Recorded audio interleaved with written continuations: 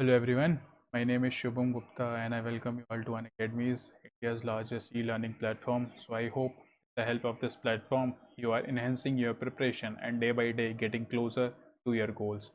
So this particular video is very important, especially for any aspirants going for a competitive examination. You know that in most of the in almost all competitive examination there is negative marking. Negative marking होता है, तो उसको avoid कैसे करना है वो discuss करेंगे इस पर्टिकुलर वीडियो में। मैंने 3 रूल्स डेवलप किया है, ठीक है, 3 गोल्डन रूल्स। अगर ये 3 रूल्स को आप अगर अप्लाई कर दोगे अपने प्रिपरेशन के टाइम पे, तो obviously I can guarantee that negative marking, आपका जो स्कोर कर रहे होगे आप नेगेटिव मार्किंग, वो रिड्यूस हो जाएगा। और अल्टीमेटली नेगेटिव मार्किंग आपका रिड्यूस हो गया तो आपका जो रैंक होगा वो इम्प्रूव कर जाएगा। Because you know that negative marking जो होती है वो कहाँ से हो जाती है, जो आपने पॉजिटिव मार्क्स जो गेन किए हुए हैं वहाँ से वो डिडक्ट हो जाता है, ठीक है। तो वो अवॉइड करना बहुत ज़रूरी है। जितना ज़रूरी है आपका क्वेश्चन अटेम्प्ट करना, सही अटेम्प्ट करना, उतना ही ज़रूरी है नेगेटिव मार्किंग को अवॉइड करना।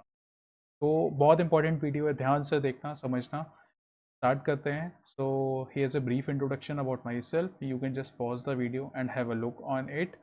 And first we'll discuss what are the advantages of an Academy Plus subscription, why you should go for that. And to ease out for you, I have listed few but major advantages of an Academy Plus subscription. So the first advantage is that there is unlimited enrollment for the various courses running on the platform by various educators. There is no limitation for that, there is no capping, you can get yourself enrolled. Next, there will be live classes for the courses, and if because of any reason you are not able to attend the live classes at a particular schedule, you can watch the same video in a recorded form. That is a very good advantage. This particular advantage is not available in offline coaching mode. Next advantage is real-time interaction with the teachers. Yes, during the live class you can interact with the teacher. Next, all the courses are prepared in such a way that you are able to perform during the exam time. You know that your 6 month to 12 month of preparation will be evaluated in a 3 hour of examination. So ultimately the most important thing is that you should perform on that particular day, that is day of examination. Next, dedicated doubt session will be there after a series of lecture. Once you have studied, let's say you have done your self study, and if any doubt arises you can ask or you clarify your doubt with the educator. Last but not the least advantage is that your there will be free test series. Yes, there is no additional fees for that, and you know that the more you attempt the test series or the mock test, lesser will be the chances of getting a negative score. ठीक है, आप negative marking या फिर जो आप negative answer कर रहे हो उसकी चांसेस आपकी डिक्रीज हो जाएगा, बिकॉज प्रैक्टिस हो जाएगी आपकी। आप जब प्रैक्टिस करोगे, जब आप टेस्ट सीरीज हो, तो वहाँ पे आप क्या करते हो, गलती करते हो। तो जितनी गलती आप पहले कर दोगे, जितनी गलती आप टेस्ट सीरीज में करोगे, जितनी गलती आप मॉक टेस्ट में करोगे, तो अल्टीमेटली जो रियल जब एग्जामिनेशन होगा, जब जिस दिन आपका परफॉर्मेंस डे होगा, उस दिन आपकी गलतियाँ कम हो जाएगी, बिकॉज यू नो दैट कि आपने कहाँ कहाँ पे गलती की थी और उसको कैसे रेक्टिफाई करना है। Clear.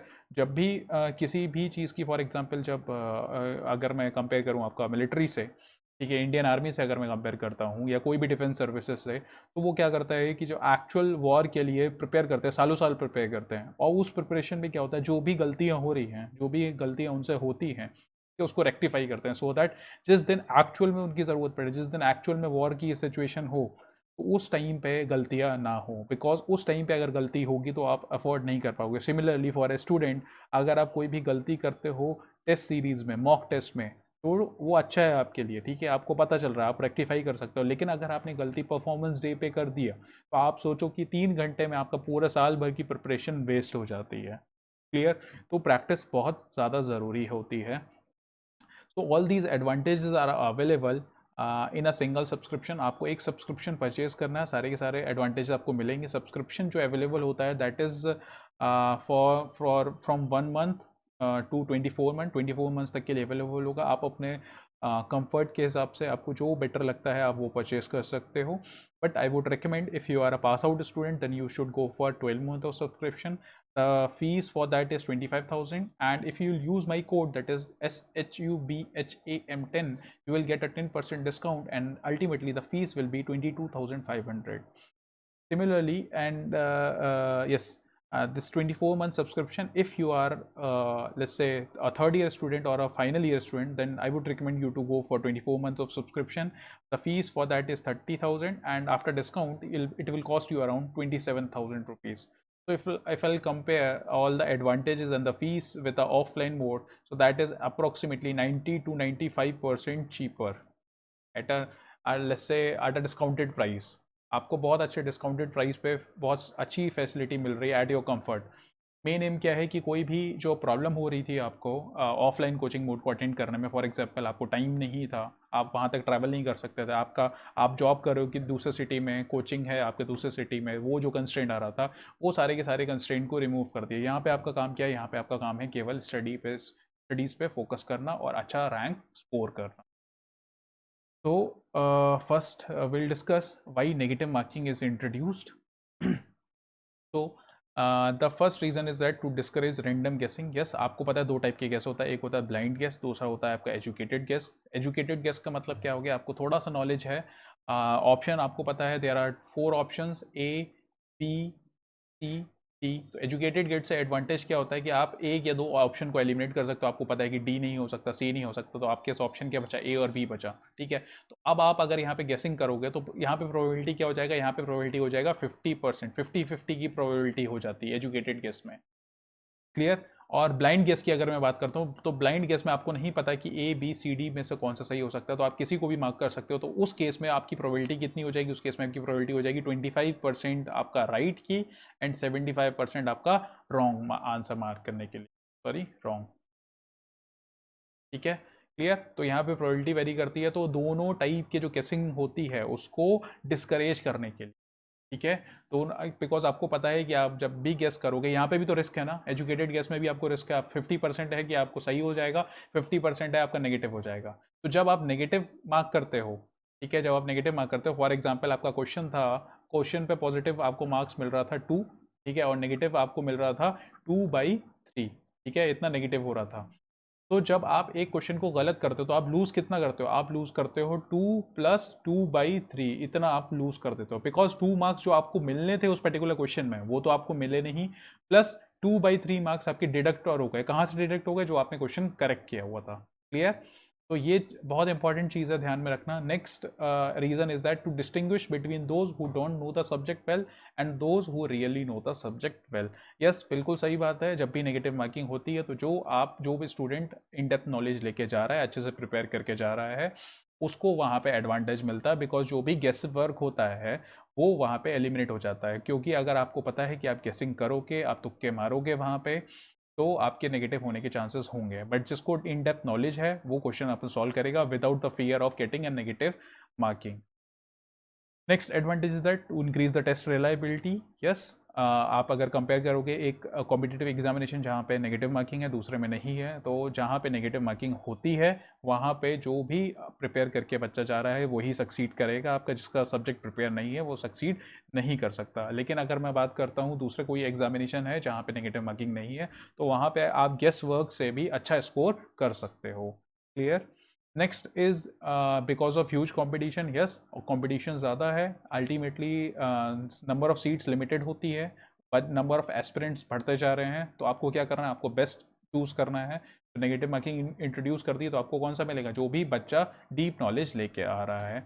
Next is the importance of thorough preparation rather than just good fortune. Yes, we have already discussed, बिल्कुल सही बात है, कोई भी लक पे डिपेंडेंट नहीं होता है यहाँ पे, बिकॉज आपको पता है कि आप यहाँ पे गेस वर्क करोगे तो नेगेटिव होने के चांसेस बहुत ज़्यादा होता है, और जो बच्चा प्रिपेयर करके आ रहा है उसको ही एडवांटेज मिले, वो ही कॉम्पिटिशन को क्रैक कर पाए, क्लियर। सो ये सारा रीज़न था आपका नेगेटिव मार्किंग इंट्रोड्यूस करने का। आप डिस्कस करते हैं नेगेटिव मार्क्स डिस्ट्रीब्यूशन का, since we are discussing about engineering. Although ये जो लेक्चर है आपका, जो 3 गोल्डन रूल्स मैं बता रहा हूँ, ये सारे के सारे जो भी कॉम्पिटिटिव एग्जामिनेशन होता है वहाँ पे वैलिड होगा।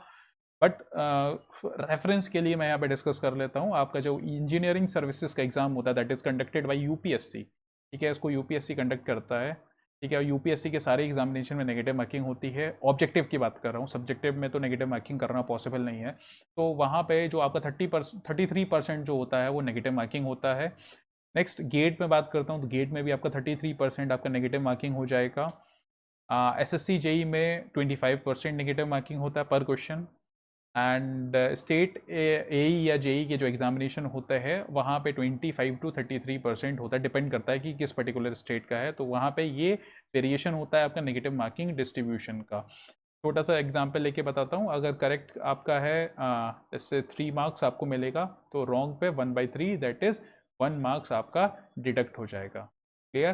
तो अगर आपने क्वेश्चन गलत किया, if you attempt that question wrong, ठीक है, तो आप कितना लूज करोगे? 3 और 1, 4 मार्क्स आप लूज कर दोगे। ठीक है, तो ये चीज़ समझनी पड़ेगी। हमको क्या दिखता है? हमको ये दिखता है कि हम तो 1 मार्क ही लूज किए हैं, ठीक है, 1 मार्क हमने लूज किया, लेकिन ऐसा नहीं है। 1 मार्क आपने लूज किया कहाँ से? जो आपने गेन कर रखा था ऑलरेडी।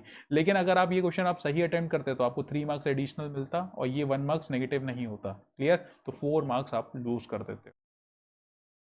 तो मूविंग ऑन, अब मैं एक केस डिस्कस करता हूँ सो दैट आप इजीली उसको समझ पाओ कि नेगेटिव मार्किंग किस तरीके से इम्पैक्ट करती है आपकी फाइनल मार्किंग को। ठीक है, मैंने एक एग्जाम एज्यूम किया जहाँ पे आपके 150 क्वेश्चंस थे, नंबर ऑफ क्वेश्चन वाज 150 और 33% नेगेटिव मार्किंग थी, मतलब 1/3 आपका नेगेटिव मार्किंग थी। तो केस 1 में एज्यूम करता हूँ 150 क्वेश्चन थे, ठीक है। कोई केस 1 में स्टूडेंट ने अटेम्प्ट कितने किए?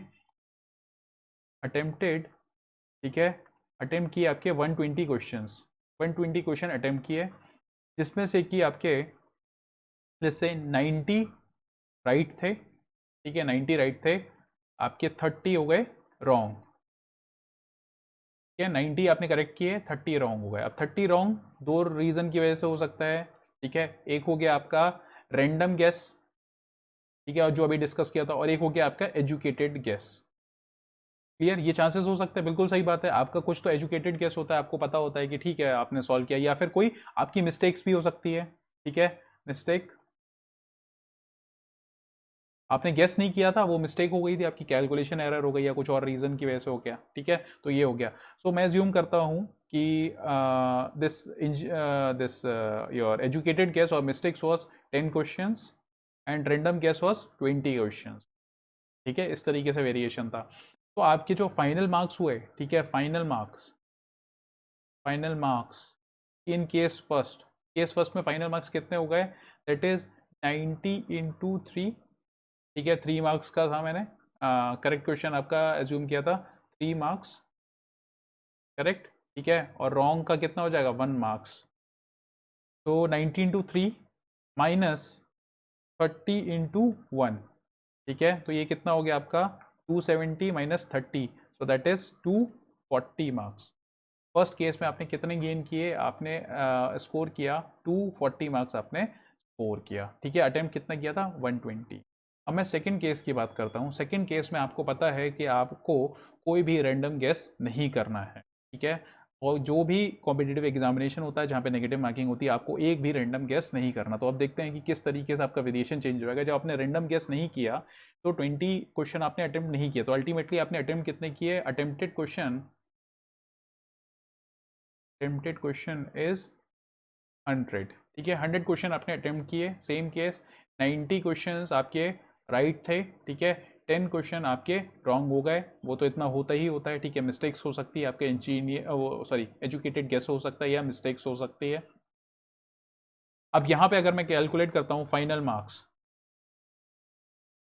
तो यहाँ पे कितना आया? 90 इंटू 3 माइनस 10 इंटू 1, तो यहाँ पे आपका स्कोर कितना हुआ? यहाँ पे आपका हुआ 260 मार्क्स।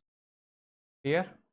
आई होप ये जो केस मैंने दिया है, प्रैक्टिकल केस, आपको यहाँ से कंपैरिजन दिख रहा होगा। यहाँ पे आपने रैंडम गेसिंग की थी, ठीक है, तो आपका नेगेटिव हो रहा था, तो नेगेटिव होकर टोटल कितना बन रहा था? 240। यहाँ पे आपने रैंडम गेसिंग नहीं किया, अटेम्प्ट उतना ही किया, ठीक है, तो यहाँ पे कितना हो गया आपका? 260 मार्क्स। क्लियर? अब यहाँ पे मैं बता दे रहा हूँ, सेम स्टूडेंट है, सेम स्टूडेंट का मैं माइंडसेट की बात कर रहा हूँ, मैं अलग स्टूडेंट की बात नहीं कर रहा। आप अगर बोलोगे कि रैंडम गेसेस में कुछ सही भी हो सकते हैं, बिल्कुल सही बात है, सही हो सकता है, लेकिन मैंने क्या बोला? वो 90 में इंक्लूड हो गया। कुछ रैंडम गेसेस जो आपके सही हुए थे वो 90 में ऑलरेडी इंक्लूड हो गए। क्लियर? तो अब मैं यहाँ पे बात कर रहा था सेम स्टूडेंट की। उसने क्या कर दिया? जो रैंडम गेस जो आपको पता है कि ये मेरे से गलत हो सकता है, उसको आपको अवॉइड करना है, उसको आपको अवॉइड करिए, तो आपका मार्क्स कितना आ गया? 260 मार्क्स आपने स्कोर किए, ठीक है, तो आपको डिफरेंस दिख रहा है। अगर बात करूँ रैंक की, तो रैंक में भी ह्यूज डिफरेंस आ जाएगा। सो आपको आपको यहाँ से एक चीज़ तो क्लियर है कि अगर आप रैंडम गेसिंग करते हैं तो अल्टीमेटली आपका स्कोर कम हो जाएगा। और हो सकता था कि और ज़्यादा ये वैल्यू हो जाती तो ये स्कोर और कम हो जाता, आपकी रैंक और ज़्यादा डिक्रीज हो जाती। क्लियर, सॉरी, मतलब रैंक इंक्रीज होता। लेट्स से आप यहाँ पे स्कोर कर रहे थे आप 100, रैंक ए आई आर 100 आ रहा था, यहाँ पे आपका ए आई आर आ रहा है लेट्स से 20।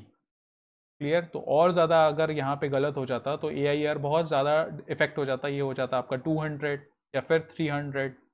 ठीक है, तो आपको डिपार्टमेंट जो है, जो आपको डिपार्टमेंट मिलना था वो चेंज हो जाएगा, आपको जो कैडर मिलना था वो चेंज हो जाता, तो बहुत वेरिएशन आ जाता है नेगेटिव मार्किंग से। सो आई होप इससे आपको ये क्लियर पिक्चर मिल गया कि कैसे इफेक्ट कर रहा है आपका नेगेटिव मार्किंग।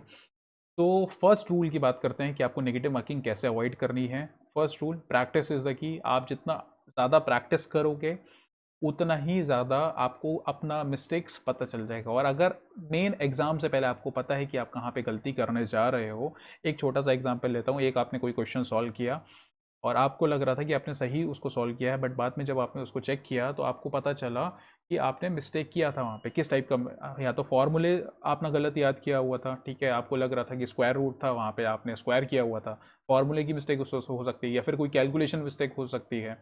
तो जब आपको पता चल जाएगा कि उस पर्टिकुलर क्वेश्चन में किस टाइप की आप मिस्टेक कर रहे हो, तो I am sure next time जब उस टाइप का क्वेश्चन आपके सामने आएगा किसी भी एग्जामिनेशन में या मॉक टेस्ट में, तो आप वो गलती दोबारा से रिपीट नहीं करोगी। यही एम होता है आपका प्रैक्टिस का। कहते हैं ना, प्रैक्टिस मेक्स मैन परफेक्ट। तो सेम यहाँ पे भी आपका एप्लीकेबल होता है। जितना ज़्यादा प्रैक्टिस करोगे उतना ही अच्छा आपका स्कोर आएगा। आप किसी भी टॉपर से बात करके देख लेना, उसका इंटरव्यू देख लेना, वहाँ पे वो हमेशा एक चीज़ बोली होती है कि प्रैक्टिस उन्होंने कितनी की थी। ठीक है, आप वहाँ पे चेक कर लेना, प्रैक्टिस कंटिन्यूस वो प्रैक्टिस कर रहे थे। ठीक है, तो यहाँ पे आपके जो उसको इलाबरेट मैं करता हूँ। पहली चीज़ आपको प्रैक्टिस करनी है, तो किस तरह क्या क्या करना है आपको। सबसे पहले तो previous year question paper solve करना है। किस तरीके से सॉल्व करना है, लेट्स से आपका जो भी पर्टिकुलर एग्जामिनेशन है, तो आप 10 ईयर्स के, या ज़्यादा नहीं, 10 ईयर के, प्रीवियस 10 ईयर के क्वेश्चंस आपको अटेम्प्ट करने हैं। बुक्स अवेलेबल होती है, आपको वो प्रैक्टिस करना है। और वो प्रैक्टिस भी कैसे करना है, आपको एटलीस्ट वो बुक को 3 पास में करना है। ठीक है, 3 बार करना है, 3 बार उसको आपको कंप्लीट करना है। 3 बार अब आप कैसे कंप्लीट करोगे, देखो, जब फर्स्ट टाइम आप क्वेश्चंस लगा रहोगे तो आपको सारे क्वेश्चंस लगाने होंगे। लेस से वहाँ पे उसमें क्वेश्चंस थे 1000 क्वेश्चन। ठीक है, एक मैं ऐसी डेटा मैंने एज्यूम कर लिया, 1000 क्वेश्चंस थे। फर्स्ट पास में आपने 10 साल के क्वेश्चंस लगाए तो 1000 क्वेश्चन करने पड़े आपको। अब जब आपने ये 1000 क्वेश्चन आपने जब अटेम्प्ट किया, फर्स्ट टाइम जब आपने अटेम्प्ट किया, तो आपको टाइम भी ज़्यादा लगा होगा। क्लियर, कुछ आपको मिस्टेक्स भी पता चली होगी आपकी कि कहाँ पे आप गलती कर रहे थे, वो पता चल जाएगा। तो आपको क्या करना है, जो भी आपका क्वेश्चन फर्स्ट अटेम्प्ट में जो आपको डिफिकल्ट लग रहा है या जिसमें आपको प्रॉब्लम आ रहा है, वो आप क्या कर सकते हो, उसको मार्क कर सकते हो। आप उसको स्टार मार्क कर लोगे। स्टार मार्क जब आप कर लोगे तो लेट्स से आपके पास बचा 500 क्वेश्चन। अब जब आप नेक्स्ट टाइम करोगे तो आपको पूरा क्वेश्चन नहीं अटेम्प्ट करना, आपको कितना करना है, 500 क्वेश्चन, क्योंकि जो डिफिकल्ट थे वो ही आपको अटेम्प्ट करने हैं। और बहुत सारे क्वेश्चन रिपीट भी होते हैं, 1000 में से हो सकता है 200 क्वेश्चन रिपीटेड हो, तो आपको दोबारा वो सॉल्व करने की ज़रूरत नहीं है। ठीक है, तो ये हो गया ये second pass, this is your second pass. Third pass जो आपको देना है, उसमें फिर से देखना है कि इन 500 क्वेश्चन में से जब आपने पास में क्वेश्चन पास में जब रीडिंग की थी, तो उसमें अब कहाँ पे आप अटक रहे हो। ठीक है, कहीं ना कहीं पे क्वेश्चन में प्रॉब्लम आ रही होगी, तो अब आपको वो चीज़ एसेस करना है। वो जब आप एसेस कर लोगे तो फर्दर आपको लेस से 200 क्वेश्चन मिलेंगे। ठीक है, अब आपको प्रैक्टिस किसकी करनी है, आपको केवल 200 क्वेश्चन की प्रैक्टिस करनी है। अब 200 क्वेश्चन को आपको सॉल्व करने में कितना लगेगा, आप एक दिन में ईजिली उस 200 क्वेश्चन की प्रैक्टिस कर सकते हो। तो एग्जाम से पहले आपका वर्कलोड कम हो गया।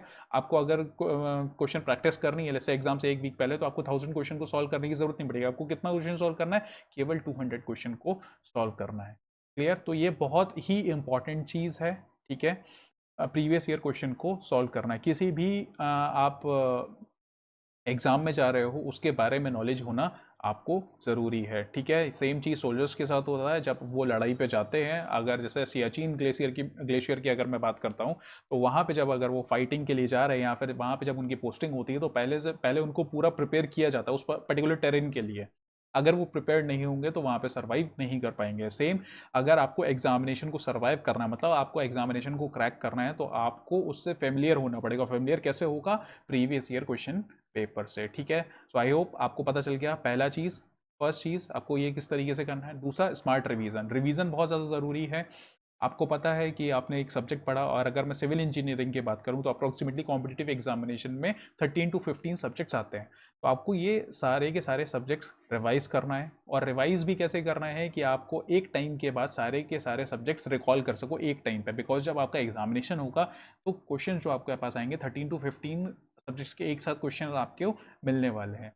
तो आपको रिवीजन कैसे करना है, आपको बनाने हैं शॉर्ट नोट्स प्रिपेयर करने हैं, ठीक है। बिकॉज एग्जाम से जब आप पहले, आपके पास इतना टाइम नहीं हुआ कि आप पूरा का पूरा जो आपने नोट बनाए हुए हैं नोट्स को आप रीड कर पाओ, बिकॉज अच्छा खासा पेजेस हो जाते हैं। तो आपको क्या करना है, हर सब्जेक्ट के शॉर्ट नोट्स बना लेना है डिपेंडिंग अपॉन द कंटेंट। आपको लगता है कि पर्टिकुलर सब्जेक्ट्स में 4 पेजेस में नोट शॉर्ट नोट बन जा रहा है तो आप 4 पेज का बना लो। किसी सब्जेक्ट में अगर आपको लग रहा है कि 2 पेज में बन जा रहा है तो आप 2 पेज का बना सकते हो। मेन एम क्या है कि कम टाइम में आपको सारी चीज़ें रिवाइज हो जाए। और शॉर्ट नोट्स में आपको क्या क्या डालना है, आपको वही चीज़ डालनी है जो चीज़ आप भूल जा रहे हो, या फिर फॉर्मूले, आपको लगता है कि आपको फॉर्मूले कुछ भूल जा रहे हो तो आप वो फॉर्मूले ऐड कर सकते हो। आपको लगता है कुछ थ्योरी का जो इंपॉर्टेंट पार्ट है वो आप भूल जा रहे हो तो आप वो उसको ऐड कर सकते हो। आप शॉर्ट नोट से एडवांटेज क्या होगा, जैसे कोई एक आपका सब्जेक्ट है, जैसे लेट्स से मैं एग्जांपल लेता हूँ आपका आरसीसी, ठीक है। आरसीसी के अगर मैं नोट्स की बात करूँगा, ठीक है, नोट्स, तो नोट्स आपका हो सकता है लेट्स से 400 पेजेस का हो, ठीक है, 400 पेजेस का हो सकता है। लेकिन अगर मैं उसका शॉर्ट नोट बनाऊंगा शॉर्ट नोट्स, तो वो कितना हो सकता है, वो लेट्स से आपका आ जाएगा 5 पेज में। तो अब आपको जो सब्जेक्ट का पूरा जो रिवीजन है वो आपका 5 पेज में आप कंप्लीट कर सकते हो, मतलब टाइम आपका रिड्यूस हो गया, ठीक है। तो आप ये चीज़ कर सकते हो। दूसरा क्या है एडवांटेज शॉर्ट नोट का, शॉर्ट नोट की आप क्या करो, आप फोटो क्लिक करके अपने मोबाइल में सेव कर लो। सबके पास स्मार्टफोन है, ठीक है। तो शॉर्ट नोट को जब आप फोटो क्लिक करके रख लोगे तो आपका क्या होगा, आप रिवाइज कर पाओगे। रिवाइज फॉर एग्जाम्पल आप कहीं पे ट्रैवल कर रहे हो, ऑल दो इस टाइम पे कोविड के टाइम पे तो कोई ट्रैवल नहीं कर रहा है, बट आप पहले कहीं हो सकता था ट्रैवल कर रहे होते, आप जॉब पे होते, आपको जहाँ पे भी फ्री टाइम मिलेगा तो आप क्या कर सकते थे, आप उस शॉर्ट नोट की हेल्प से कंप्लीट सिलेबस रिवाइज कर सकते थे उस पर्टिकुलर सब्जेक्ट का। तो ये बहुत अच्छा एडवांटेज है। तो हमेशा शॉर्ट नोट बनाओ और उसकी फ़ोटो अपने फ़ोन में ज़रूर रखो, क्लियर। क्योंकि कंटिन्यूस रिविजन से क्या होगा, आपके दिमाग में वो जो सब्जेक्ट है, वो जो फॉर्मूला है, वो जो कंसेप्ट है वो फ्रेश रहेंगे। अगर आप एक सब्जेक्ट छोड़ देते हो कुछ पर्टिकुलर टाइम के लिए तो आप आधे कंसेप्ट भूल जाते हो, और वही गलती होती है। आपको क्या लगता है, जब क्वेश्चन आप अटेम्प्ट करने जाते हो आपको लगता है कि आपको याद है, लेकिन आप क्या करते हो, उसकी वजह से गलत कर देते हो। तो आपको आपका रिवीजन मस्ट है। अगर आपका रिवीजन नहीं है तो नेगेटिव मार्किंग में बहुत ज़्यादा चांसेस हो जाएंगे, आप नेगेटिव स्कोर कर लोगे, क्लियर। तो स्मार्ट रिवीजन आपको इस तरीके से करना है।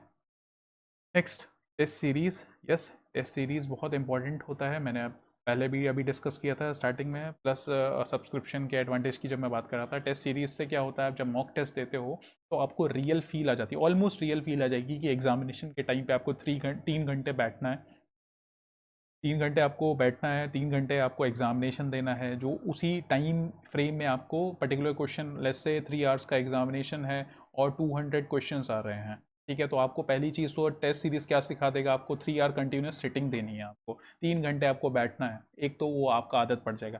दूसरा, आपको 3 आवर्स में 200 क्वेश्चन को अटेम्प्ट करना है, ठीक है। तो ये आपको आदत मिल जाएगा। तीसरा चीज़ क्या है, तीसरा चीज़ आपको पता चल जाएगा कि आप कहाँ पे गलती कर रहे थे, ठीक है। आपको अपनी गलती को, मिस्टेक्स को अवॉइड करना है, ठीक है।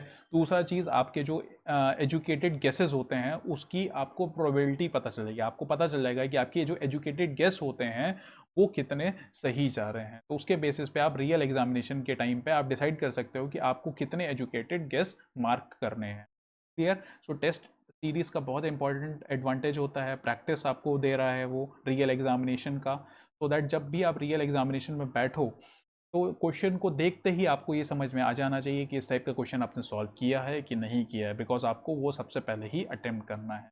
नेक्स्ट एडवांटेज क्या है आपका, प्रैक्टिस में आपको एक चीज़ और देखनी है, that is synchronize your body clock. अपने बॉडी क्लॉक को सिंक्रोनाइज करना है। अब देखो प्रॉब्लम क्या होती है, बहुत इंपॉर्टेंट चीज़ मैं बता रहा हूँ बॉडी क्लॉक के बारे में, ठीक है। बहुत सारे लोग इस चीज़ को इग्नोर करते थे।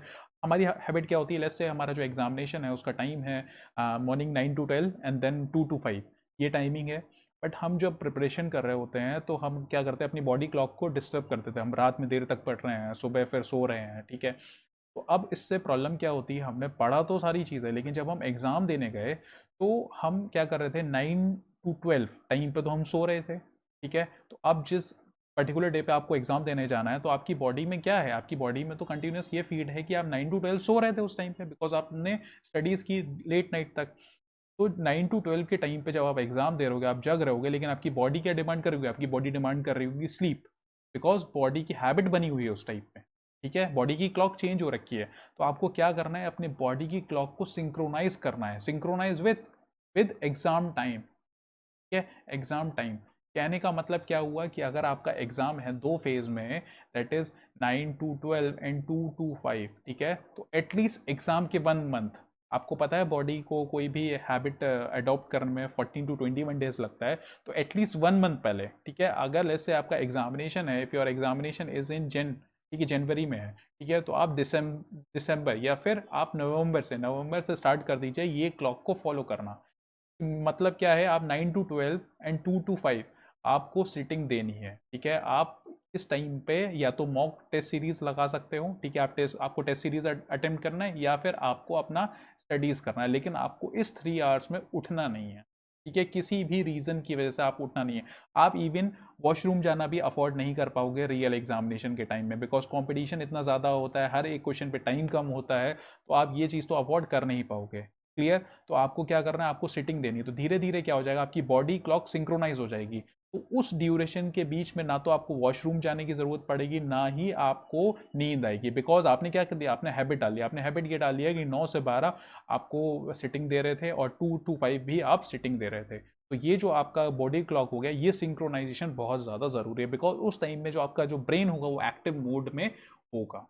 बहुत सारे लोग इस चीज़ को मिस करते हैं, ठीक है, बट ये सबसे इंपॉर्टेंट फैक्टर है। अगर आपने इसको ध्यान नहीं दिया और आपने कितने भी टेस्ट सॉल्व कर रखे हो, कितना भी स्मार्ट रिवीजन कर रखा हो, लेकिन उस पर्टिकुलर एग्जामिनेशन के टाइम पे अगर आपके ब्रेन साथ नहीं दे रहा, ब्रेन क्या डिमांड कर रहा है, ब्रेन स्लीप डिमांड कर रहा है, आप क्या डिमांड कर रहे हो कि ब्रेन अवेक होके आपका हेल्प करे एग्जामिनेशन में, तो वो चीज़ पॉसिबल नहीं हो पाएगी। तो आपको अपने बॉडी के टाइम को सिंक्रोनाइज करना पड़ेगा, और ये मैं हर एग्जाम की बात कर रहा हूँ, केवल इंजीनियरिंग सर्विसेज नहीं, कोई भी एग्जामिनेशन हो, इंजीनियरिंग का हो, नॉन इंजीनियरिंग का हो, कोई भी एग्जाम हो, आप अपने बॉडी क्लॉक को सिंक्रोनाइज करिए, बहुत ज़्यादा ज़रूरी है वो चीज़। और सबसे सिंपल सा तरीका है सिंक्रोनाइज करने का, आप उस टाइम पे टेस्ट सीरीज लगाना स्टार्ट कर दीजिए, आपको रियल फील आएगी एकदम, और 1 महीने आपने ये चीज़ फॉलो कर लिया तो सारी चीज़ सही हो जाएगी।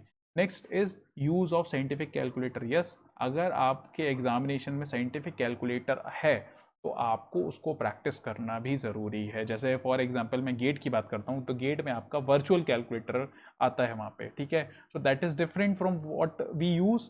जो हम कैलकुलेटर यूज़ करते हैं उससे डिफरेंट होता है, तो आपको उसको प्रैक्टिस भी करना ज़रूरी है, बिकॉज अगर आप गेट का कैलकुलेटर आप डायरेक्ट एग्जामिनेशन में यूज़ करोगे विदाउट प्रैक्टिसिंग, तो आप बहुत सारे फंक्शंस को यूज़ नहीं कर पाओगे। ठीक है, ये जो जिसने गेट का एग्जामिनेशन दिया होगा वो ये चीज़ अच्छे से जानता होगा। ठीक है, तो किसी भी एग्जामिनेशन में अगर कोई डिफरेंट कैलकुलेटर यूज़ हो रहा है तो उसको प्रैक्टिस करना बहुत ज़्यादा ज़रूरी है।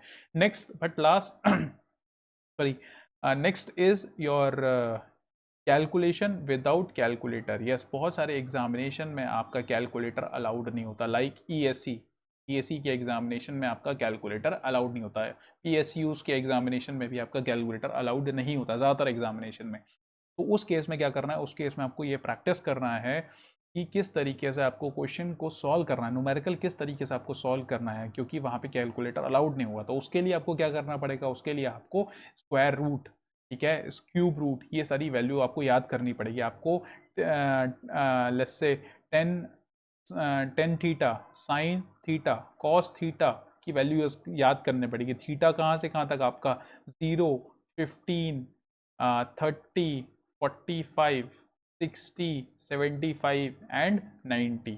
ठीक है, ये सारी वैल्यूज़ आपको याद होनी चाहिए, बिकॉज कैलकुलेटर तो है नहीं और आपको फॉर्मूला पता है, और अगर आपको ये वैल्यू नहीं पता होगी तो आप आंसर नहीं निकाल पाओगे। तो आपको ये सारी चीज़ भी पता होनी चाहिए, आपको वैल्यूज़ पता होनी चाहिए कि 5 का क्यूब रूट क्या होता है, 5 का स्क्वायर रूट कितना होता है। तो ये सारी वैल्यूज़ 1 से लेकर के 10 तक सबका क्यूब रूट, ठीक है, स्क्वायर रूट, अंडर रूट, सब कुछ पता होना चाहिए आपको। ठीक है, ये अगर आपको नहीं पता है तो आपको प्रॉब्लम कर देगा वहाँ पे। क्लियर? तो ये आपको याद होगा तो आप इस एग्ज़ाम में अच्छा स्कोर कर सकते हो। क्लियर? तो इस तरीके से आपको प्रैक्टिस करना है, so this is rule number 1। Rule number 1 जब आप फॉलो कर लोगे तो आपको किस पे जाना है, आपको रूल नंबर 2 पे जाना है। रूल नंबर 2 क्या होता है, आपको बेंच मार्किंग करनी है। ठीक है, बेंच मार्किंग क्या करनी है, आपको एक गोल डिसाइड करना है। कोई भी एक पर्टिकुलर एग्जामिनेशन है, आपको एग्जाम अटेम्प्ट करने से पहले गोल को डिसाइड करना पड़ेगा। गोल मतलब इन टर्म्स ऑफ मार्क्स। जैसे कंप्लीट एग्जामिनेशन है आपका 500 मार्क्स का, ठीक है, तो आपको पता होना चाहिए कि आपको कितने मार्क्स उसमें टारगेट करना है। बिकॉज अगर आपको ये नहीं पता होगा कि कितने मार्क्स टारगेट करना है, तो आप कंटिन्यूस आपका एम क्या होगा, आपका माइंड सेट क्या होगा, आपको लगेगा कि आपको सारे के सारे क्वेश्चन को सॉल्व करना है, और वहाँ पे नेगेटिव क्वेश्चन को मार्क करने के चांसेस बढ़ जाते हैं। क्लियर? तो इसको हम कैसे करेंगे, कैसे, सबसे पहले हम क्या देखेंगे, प्रीवियस ईयर के जो डेटा है, उस पर्टिकुलर एग्जामिनेशन का जो प्रीवियस ईयर को डेटा है, उसके मिनिमम और मैक्सिमम मार्क्स को आपको एवेलुएट करना है कि मिनिमम कितना गया था, कट ऑफ कितना गया था, और AIR 1 ने कितना स्कोर किया था। ठीक है, उसके बेसिस पे आप डिसाइड कर सकते हो कि आपको कितना मार्क्स टारगेट करना है। फॉर एग्जांपल आप टारगेट कर रहे हो AIR 1 के लिए। ठीक है, मैं दिखाता हूँ यहाँ पे एग्जांपल। ये है आपका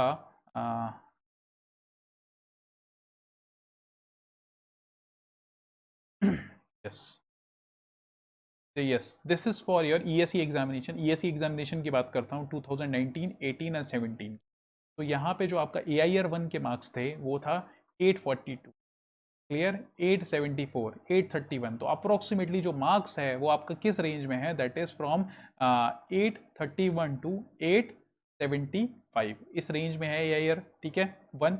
अगर मैं प्री की बात करूं, सबसे पहले आपको प्री का एग्जामिनेशन देना पड़ेगा, तो प्री की बात करूं तो प्री में आपका रेंज क्या आया, 188 टू 207। ठीक है, तो अगर आपको प्री क्वालिफाई करना है तो एटलीस्ट आपको पता है कि अगर आपको प्री केवल क्वालिफाई करना है तो आपको मिनिमम मार्क्स कितने चाहिए, आपको मिनिमम मार्क्स चाहिए 200 एंड लेट्स से 10 के सेफर साइड में। आपको इतने मिनिमम मार्क्स तो चाहिए ही चाहिए, थोड़ा सा वेरिएशन हो सकता है तो प्लस माइनस हम वेरिएशन ले लेते हैं कितना, 20 मार्क्स का। ठीक है, तो अगर आपको क्लियर केवल उसको क्लियर करना है तो आप मार्क टारगेट कितना करोगे, 230 मार्क्स को आप टारगेट करोगे। 230 मार्क्स अगर आपने टारगेट किया तो अल्टीमेटली आपका कट ऑफ क्लियर हो जाएगा। तो आपको ये पता होना चाहिए कि आपको टारगेट कितना करना है। टारगेट के बेस पे अब आप कैलकुलेट कर सकते हो कि कितने क्वेश्चंस आपको अटेम्प्ट करना पड़ेगा उसमें। क्लियर? वो बहुत ज़्यादा ज़रूरी है फाइंड करना। ठीक है, मैं यहाँ पे एक एग्जाम्पल लेके आपको बताता हूँ। ठीक है, सिमिलरली अगर मैं गेट की बात करता हूँ तो गेट आपका 2020, 19, 18 एंड 17 का डेटा दिया हुआ है। यहाँ पे आपका कट ऑफ मार्क्स है। ठीक है, और ये है आपका AIR 1 मार्क्स। ठीक है, तो बेस्ड ऑन योर गोल आपको AIR 1 लानी है, या आपको अंडर 1000 लेके आनी है, या फिर आपको केवल कट ऑफ क्लियर करना है, तो आप अपना मार्क्स को डिसाइड कर सकते हो। अगर मैं केवल कट ऑफ क्लियर करने की बात करूँ तो ऑन एन एवरेज ये जो आपको रेंज दिख रहा है that is from let's say 26 to 33 marks. Clear? तो अगर आप टारगेट लेके चलोगे 35 मार्क्स का, और ऑब्वियसली आपका कट ऑफ मार्क्स क्लियर हो जाएगा। ठीक है, उसी तरीके से अगर आप AIR 1 को टारगेट कर रहे हो तो यहाँ पे जो रेंज है that is approximately 87 to 90, let's say 92 marks. Clear? तो अगर आप टारगेट करते हो 93 मार्क्स को या 94 मार्क्स को, तो ऑब्वियसली आप AIR 1 को अचीव कर सकते हो। तो आपको टारगेट पता होना चाहिए, आपको पता है कि मुझे इतना मार्क्स को टारगेट करना है।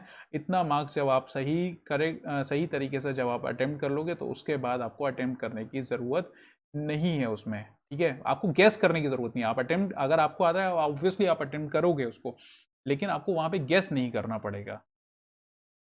क्लियर? तो ये हो गया, आपको आप डिसाइड कर सकते हो क्या है। देन जब आपने डिसाइड कर लिया तो आपका क्या हो गया, आप रिस्क ले सकते हो, कैलकुलेटेड रिस्क ले सकते हो। क्लियर? कैलकुलेटेड रिस्क कैसे ले सकते हो, फॉर एग्जाम्पल मैं लेता हूँ, आपको चाहिए 200 मार्क्स चाहिए।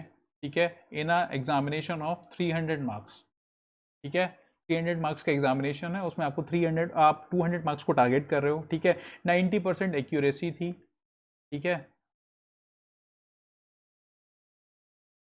ठीक है, 90% आपने एक्यूरेसी अचीव की हुई थी। सो आपको जब लेट्स से आपने अटेम्प्ट किए 78 प्लस क्वेश्चन। ठीक है, 78 प्लस क्वेश्चन जब आपने अटेम्प्ट किए तो आपके 90% एक्यूरेसी थी, तो 70 करेक्ट हुए आपका। ठीक है, अप्रोक्सीमेटली आपका 8 हो गया आपका रॉन्ग, 70 करेक्ट 8 रॉन्ग। ठीक है, अब मैं अगर इसका मार्क्स कैलकुलेट कर लेता हूँ, so that will be approximately 70 into 3 minus 8 into 1, so that is 210 minus 8, तो आपका कितना हो गया मार्क्स? 202 मार्क्स।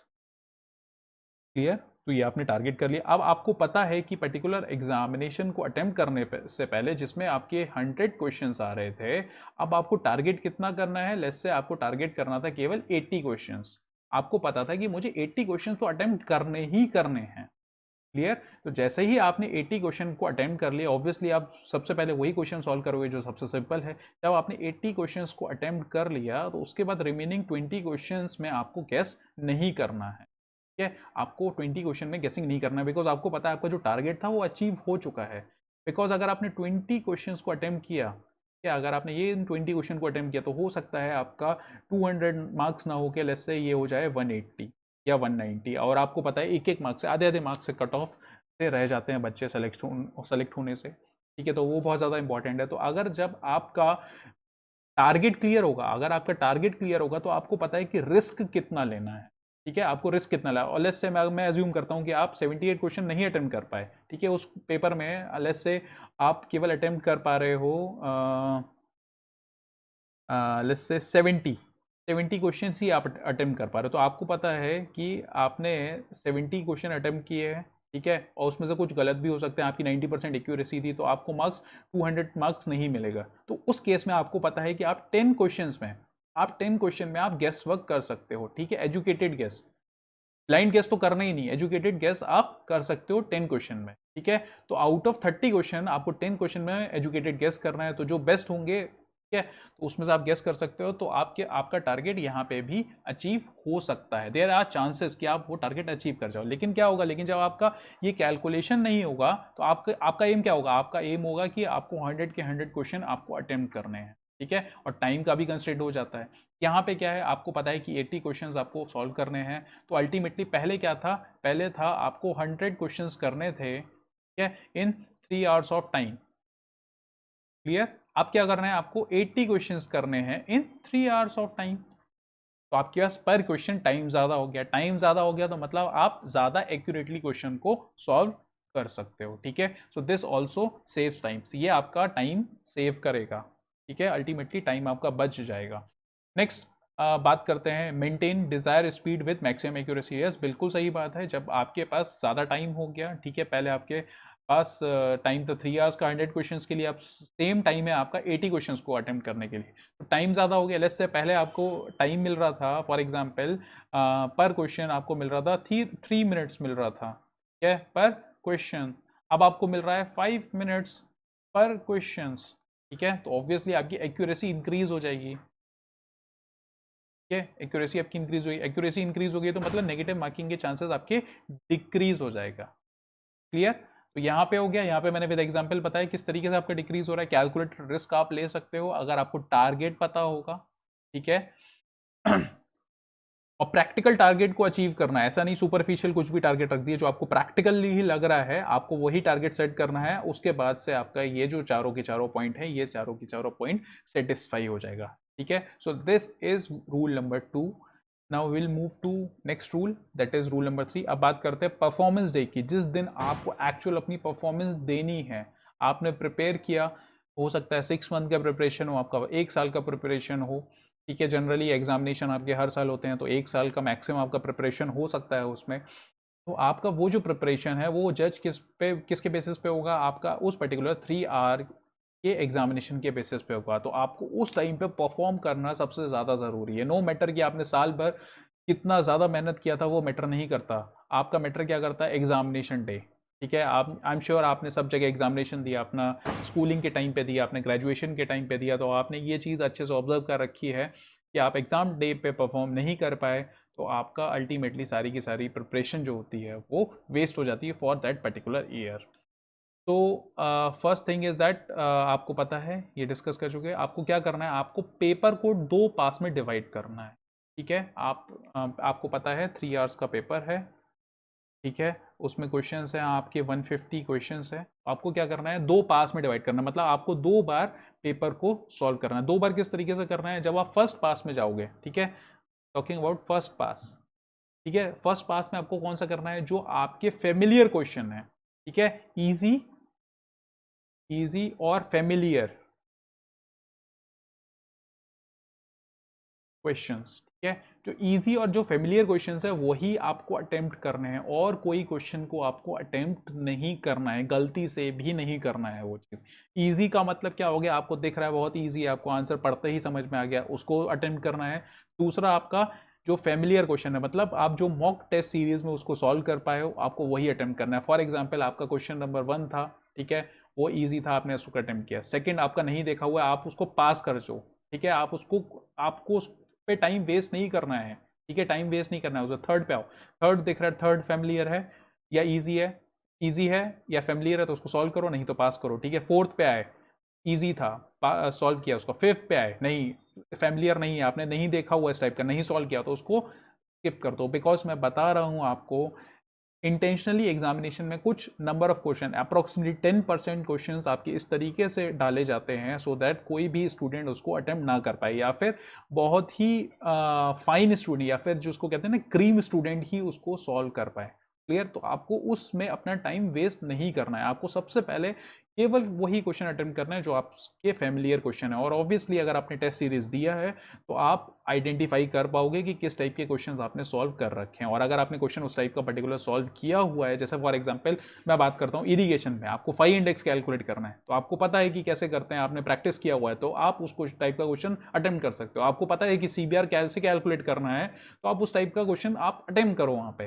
क्लियर? तो वो फेमिलियर क्वेश्चन हो गया। लेकिन अगर कोई डिफरेंट क्वेश्चन आ गया जो आपने टेस्ट सीरीज में नहीं सॉल्व किया, तो आपको वो अटेम्प्ट नहीं करना है, ठीक है, फर्स्ट पास के लिए। अब मैं बात करता हूं सेकंड पास, ठीक है, सेकंड पास की बात करता हूं। सेकंड पास में आपको क्या करना है, अब आपको वो क्वेश्चन को अटेम्प्ट करना है जो आपने फर्स्ट पास में मिस कर दिए थे, जो छोड़ दिए थे, ठीक है, जैसे question number second, question number 5 ये आपने अटेम्प्ट नहीं किया था।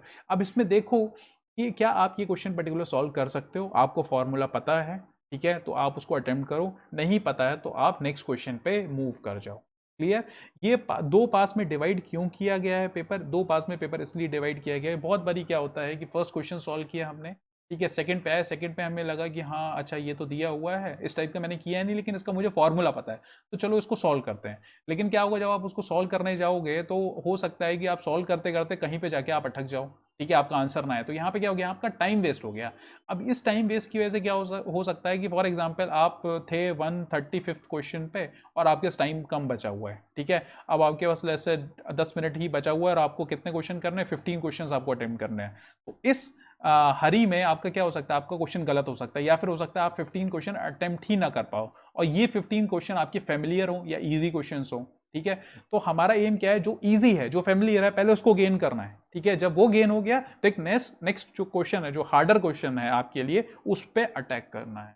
क्लियर? ये स्ट्रेटेजी आपको रखनी है, कभी भी ऐसा नहीं करना कि कंटिन्यूस आपने सॉल्व करना स्टार्ट कर दिया, वो गलती कभी मत करिएगा, बिकॉज एट द एंड आपके पास टाइम नहीं बचेगा। ये भी इंपॉर्टेंट होता है कि आपका कोई भी सिंपल और फेमिलियर क्वेश्चन मिस नहीं होना चाहिए। क्लियर? सेकेंड पास में आपको पता है आपको कौन कौन से क्वेश्चंस को अटेम्प्ट करना है। Next, read the questions and option carefully. बिल्कुल सही बात है, बहुत सारे बच्चे यहाँ पे मिस्टेक कर देते हैं इस चीज़ की। वो क्या करते हैं, वो ऑप्शंस को और क्वेश्चंस को केयरफुली स्टडी नहीं करते। क्लियर? क्वेश्चन में आपको देखना है कि क्या बोला हुआ है, नॉट करेक्ट, इनकरेक्ट, क्या पूछा हुआ है, ठीक है, क्या पूछा गया है, क्या डेटा गिवन है। ये सारी चीज़ जब आप अंडरस्टैंड कर जाओगे तो उसके बाद आपको ऑप्शन को भी देखना है कि ऑप्शन क्या दिया हुआ है। बहुत बार क्या होता है कि क्वेश्चन आपका ऑप्शन की हेल्प से ही सॉल्व हो जाता है। क्लियर? तो आपको ये भी देखना है कि ऑप्शन किस टाइप का दिया हुआ है, सो दैट आपका टाइम बच जाएगा। ठीक है, टाइम आपको सेव करना है, टाइम को सेव करना है, बहुत ज़्यादा ज़रूरी है। ठीक है, तो इसके लिए क्या हो सकता है, इसके लिए आपका मॉक टेस्ट सीरीज जब आप देते हो तो उससे आपको एडवांटेज मिल जाएगा। दूसरी चीज़, एक आपका ये स्पेशल क्लास रन हो रही है, ठीक है, special class on Unacademy app, ठीक है, स्पेशल क्लास आपकी रन हो रही है एट 11 PM, ठीक है, 11 PM डेली होता है आपका। क्या होता है आपका, 3000 प्लस क्वेश्चंस की क्लास है वो, ठीक है, प्रीवियस ईयर इंपॉर्टेंट क्वेश्चंस है वो। वहाँ पे क्या है, वहाँ पे यही सारी चीज़ हम डिस्कस करते हैं कि किस तरीके से आपको विद एग्जाम्पल, वहाँ पे 15 क्वेश्चंस होता है डेली, 15 क्वेश्चंस डेली हम डिस्कस करते हैं, और वहाँ पे यही डिस्कस करते हैं कि किस तरीके से क्वेश्चन को चेंज किया जा सकता है। ठीक है, ज़रूरी नहीं है क्वेश्चन वो रिपीट होगा, किस तरीके से क्वेश्चन को चेंज किया जा सकता है वो डिस्कस करते हैं। दूसरा हम डिस्कस करते हैं कि आपको क्वेश्चन को किस तरीके से रीड करना है, कौन कौन से की पॉइंट है, की पॉइंट को आइडेंटिफाई कैसे करना है, ऑप्शन की हेल्प से सॉल्व कैसे करना है। ठीक है, तो ये सारी चीज़ हम डिस्कस करते हैं, केवल कॉन्सेप्ट नहीं, how to solve a particular question वो भी डिस्कस करते हैं। और हम रिवर्स में उसको देखते हैं कि अगर एग्जामिनर उस पर्टिकुलर क्वेश्चन को ट्विस्ट करना चाहेगा तो किस तरीके से ट्विस्ट कर सकते। तो 15 क्वेश्चन से आपका अप्रोक्सीमेटली 50 क्वेश्चन प्रिपेयर हो जाता है। क्लियर? तो इस क्लास को जो होती है आपकी अनअकैडमी ऐप पे, उसको ज़रूर फॉलो करें। उसकी लिंक आपको मिल जाएगी टेलीग्राम चैनल पे, दैट इज SGIITK। क्लियर? तो इसको ज़रूर आप अटेंड करिएगा। फ्राइडे को ये क्लास नहीं होती है, ठीक है, बाकी एवरीडे आपका 11 PM को पे आपको ये क्लास मिल जाएगी और डेली के डेली जो लिंक होगा आपका इस टेलीग्राम चैनल पे अवेलेबल होगा। तो इसको ज़रूर आप ज्वाइन कर लें, ठीक है, और इस क्लास को अटेम्प्ट करिए अगर आपको नेगेटिव मार्किंग को रिड्यूस करना है। क्लियर? तो ओके, नेक्स्ट इज ये, ठीक है, एग्जाम्पल यहाँ पे दिया हुआ है, ये देखिए यहाँ पे क्या दिया हुआ है, नॉट करेक्ट। ये नॉट करेक्ट, बहुत बार क्या होता है कि हमने क्वेश्चन को पढ़ा और हमने देखा कि अच्छा बी करेक्ट है तो बी पे मार्क कर दिए, मूव ऑन कर गए आगे नेक्स्ट क्वेश्चन पे, लेकिन ये गलती हो गई। यहाँ पे क्या है, नॉट करेक्ट की बात कर रहा है, ठीक है, तो ये आपको ढंग से पढ़ना है। नॉट डिपेंडेंट, देखा यहाँ पे कैसे चेंज किया, डिपेंडेंट भी पूछ सकता है लेकिन वहाँ पे क्या कर दिया उसने, नॉट डिपेंडेंट पूछ दिया। तो आपको अच्छे से पढ़ना है, नॉट करेक्ट या नॉट कवर्ड। ये सारे के सारे एग्जाम्पल किसके, ईएससी के एग्जाम्पल है।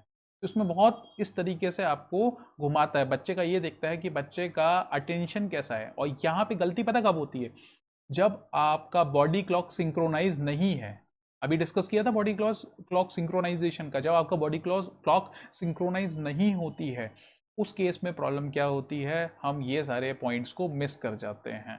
क्या आपका दिमाग तो काम नहीं कर रहा है, बिकॉज आपके ब्रेन को क्या है, उस टाइम पे रेस्ट की आदत है, उस टाइम पे ब्रेन आपका स्लीप मोड में होता है, ठीक है, आप रेस्ट कर रहे होते हो, तो आपके ब्रेन को आदत नहीं है, तो ये सारे की पॉइंट्स क्या होता है, मिस हो जाते हैं। और अल्टीमेटली जैसे ही ये की पॉइंट मिस हुए तो आपका आंसर क्या हो जाएगा, रॉन्ग हो जाएगा।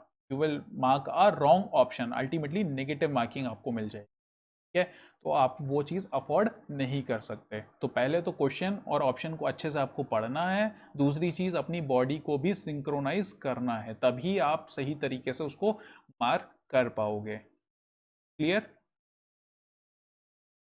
ओके, तो रूल नंबर 3 में थर्ड पार्ट है आपका, अवॉइड लास्ट मिनट रश। बिल्कुल सही बात है, आपको पता है कि बहुत सारे क्वेश्चंस में बबलिंग करनी होती है, ठीक है, जैसे ईएससी के एग्जामिनेशन में या फिर जो भी ऑफलाइन मोड में होता है वहाँ पे बबलिंग होती है। ऑनलाइन मोड में तो आपको क्लिक करना है, आपका आंसर मार्क हो जाएगा। बट जहाँ पे बबल करना होता है तो वहाँ पे आपको एक चीज़ कंसीडर करनी पड़ेगी कि बबलिंग में भी टाइम लगता है। अगर 150 क्वेश्चंस हैं, ठीक है, अगर 150 क्वेश्चंस है तो अप्रोक्सीमेटली 10 मिनट का टाइम जाता है आपका बबलिंग में, ये हम कंसीडर नहीं करते हैं, ठीक है, ये बहुत इंपॉर्टेंट टाइम होता है आपका, 10 मिनट का टाइम जाता है बबलिंग में। बहुत सारे बच्चे मैंने ऐसे देखे हैं जिन्होंने क्वेश्चन सॉल्व किया लेकिन एट द एंड में आके उन्होंने बबल फिल नहीं किया था पूरा, ठीक है, या फिर अगर एग्जामिनर ने उनको अलाउ भी कर दिया तो जब जल्दी जल्दी में आप हरी में जब आप बबल फिल करते हो, तो फॉर एग्जांपल मैं बबल शीट आपको दिखाता हूँ, ये है बबल शीट, आपको जल्दी जल्दी में मार्क करना था बी, आपको यहाँ पे बी मार्क करना था लेकिन आपने मार्क क्या कर दिया, आपने मार्क कर दिया ए, गलत हो गया। सॉल्व आपने सही किया लेकिन यहाँ पे आपने गलत ऑप्शन को मार्क कर दिया, ठीक है। तो कभी भी हरी में नहीं रहना है। आपको पता है अगर आपका एग्जामिनेशन 3 आवर्स का है, ठीक है, तो जैसे ही 2.5 आवर्स हो जाए, ठीक है, जैसे ही 2.5 आवर्स हो जाए, नो मैटर आपने कितने क्वेश्चन को सॉल्व किया है, जितने भी आपने सॉल्व किए हैं उसमें आप क्या कर दो, बबलिंग स्टार्ट कर दो, ठीक है, स्टार्ट बबलिंग,